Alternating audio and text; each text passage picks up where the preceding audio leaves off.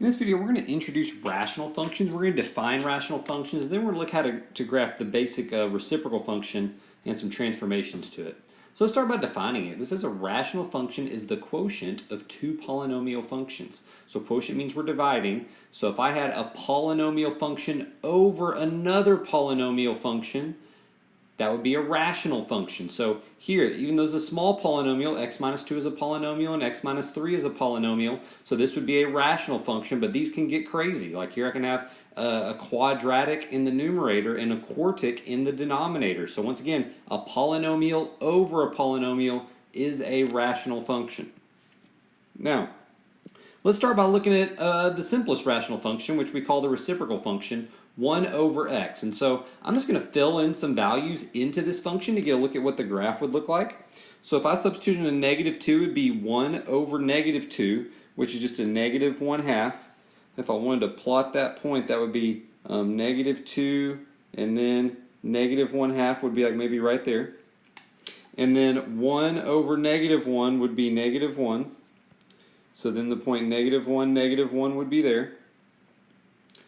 If I put in a 0, 1 over 0 is undefined, okay? Undefined, that's actually going to give us a vertical asymptote. I'm trying to draw, maybe it'd be better in a highlighter so you can see it. Maybe you can see that. But our graph is not going to cross that. And then we have 1 over 1 and 1 over 2. So then I'll just kind of plot those over here. The order pair 1, 1 would be right there, and the order pair 2, 1/2 would be right there. And I don't give us a ton of points. I probably should put in more points. If I put in like a negative 3, it would give you negative 3 1/3, and a negative 1/3, I should say. We'd get a positive 3 1/3, and then if I put in like a negative 0.5 and a positive 0.5, you'd get negative 2 and positive 2. And basically what this function is going to look like is this. You got that vertical asymptote there that our graph isn't going to cross. This also is going to have a horizontal asymptote that our graph is never going to cross. And then I'm going to have kind of the same thing going on down here. And so just kind of store this in your memory banks. This is what the reciprocal function looks like, and we can graph some rational functions as transformations to the reciprocal function. So what I've done here is I want to graph this polynomial function of 1 over x minus 2. But we want to graph it as a transformation to 1 over x. So I've given us just a graph, kind of what I'm showing here in red. Oops, let me back up a little bit. What I am showing here in red is that reciprocal function. So then if I want to graph this one, I'm graphing it in green. If we know our transformations, we know that doing x minus 2 would shift our graph to the right 2 units. So I could take any point that's on this graph and I could shift it to the right 2 units. Any point would go to the right 2 units. And so I could do this over and over again, right 2 units. And basically your asymptote is going to move to the right 2 units. So I'm going to have this asymptote right here. And so we shifted that asymptote to the right 2 units, and then every corresponding point is going to get shifted to the right 2 units. But we still got that horizontal asymptote where it goes. So hopefully, I know that that's not the prettiest graph. I'm trying to draw rough sketches. Woo, it's getting worse. But you get the idea of me being able to graph this function just by taking our original reciprocal function and shifting it to the right 2 units. Now let's try another example.